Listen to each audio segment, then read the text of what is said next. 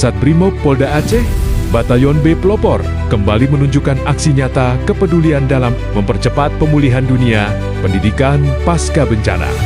Bertempat di Madrasah Sanawiyah Swasta Al-Azhar, Desa Matang Kumbang, Kecamatan Baktia, Kabupaten Aceh Utara, personel Brimob turun langsung melaksanakan pembersihan lingkungan sekolah yang terdampak banjir, sisa lumpur, dan material banjir yang mengendap di halaman serta fasilitas madrasah dibersihkan secara gotong royong demi menciptakan kembali lingkungan belajar yang bersih, aman, dan nyaman bagi para siswa.